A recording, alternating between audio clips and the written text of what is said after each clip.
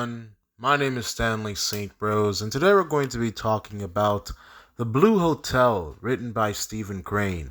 Now, before I go into summary analysis of this work, please remember to leave a like, subscribe, and or comment so the channel can continue to grow. Alright, so The Blue Hotel by Stephen Crane. Alright, so this is a very interesting work. This short story is very interesting.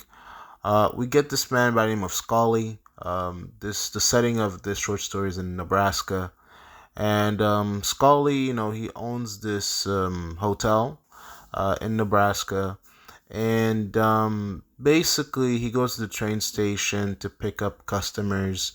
And one day when he goes to this train station to pick up customers, he picks up an Easterner, a cowboy, and this Swede, and he brings them back to the Blue Hotel. That's his hotel. He's the proprietor.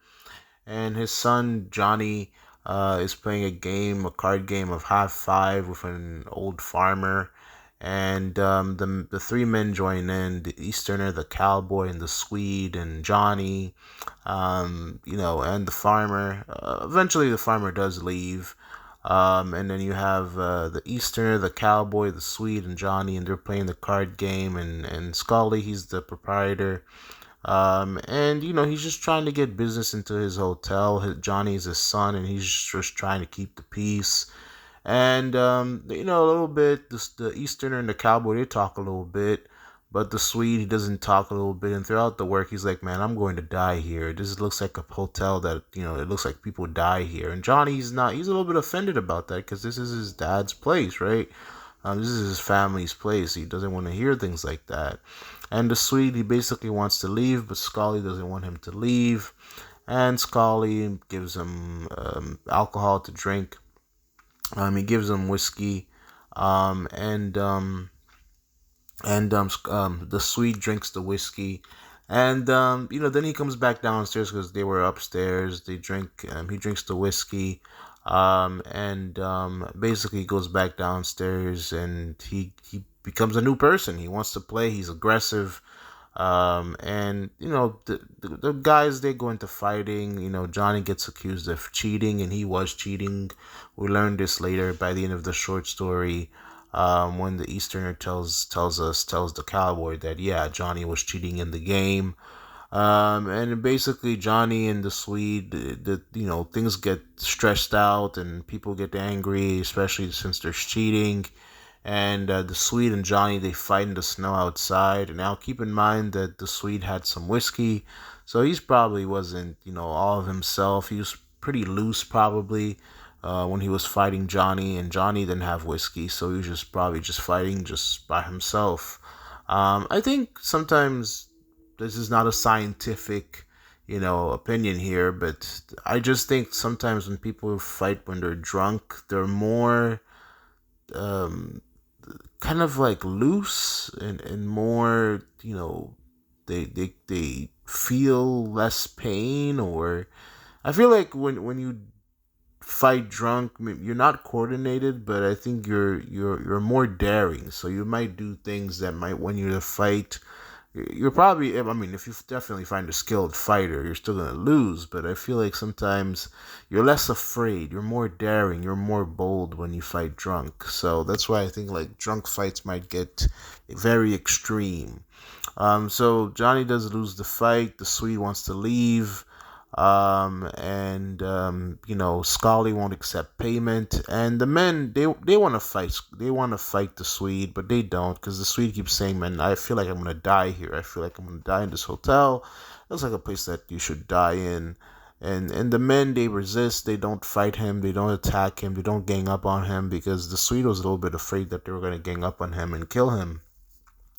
And pretty much there's a blizzard outside, and the Swede pretty much leaves the hotel. He goes out into the blizzard. He goes into a saloon, and he wants to celebrate the fight with Johnny that he won. And he's like telling people he finds in the saloon, people that live within this town, people that live within this space. Like, yeah, I just beat, Johnny Scully. I just beat him.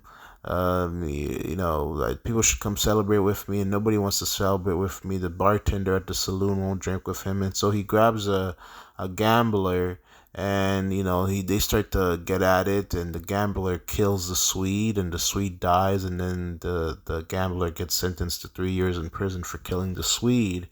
But it's a light sentence, and we can see why that is. I mean, the Swede was just, aggravating, man. He was just coming at people.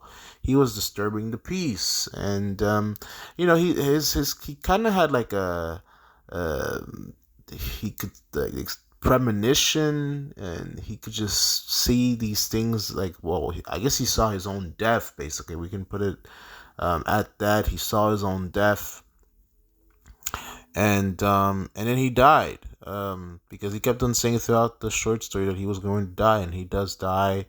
And that's quite, I guess, you could say it's quite sad.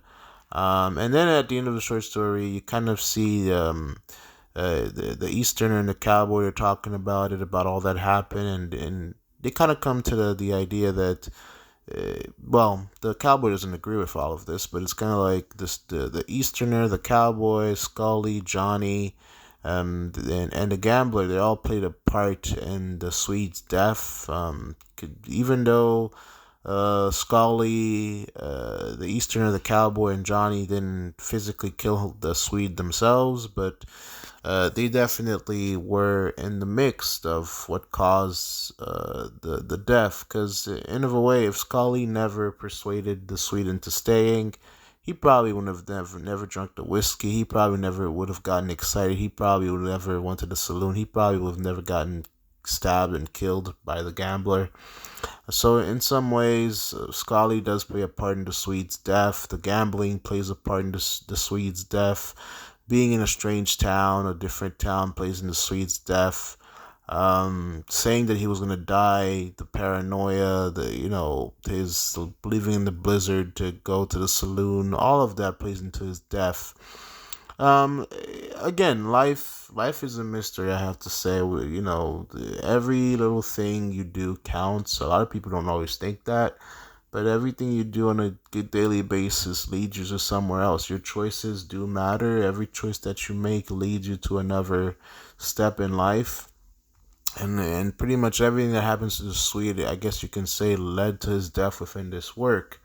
So the getting picked up at the train station, going to the Blue Hotel, the events that happen, the sequence of events that take place, that all happened in a way that kind of led to the Swede's death. So that's all very interesting. In terms of deeper meaning and analysis, this story is just, there's a lot that's at play here. The Swedes' ideas about this town, about the people around him, they definitely led to him dying. His attitude towards people, the way he carried himself, about the things that he was saying, because the people kind of wanted to prove him wrong. He kept on saying, "Oh man, I look like I'm gonna die here. It looks like you guys are gonna jump me," and just to prove him wrong, they didn't want to attack him. So that's all kind of fascinating.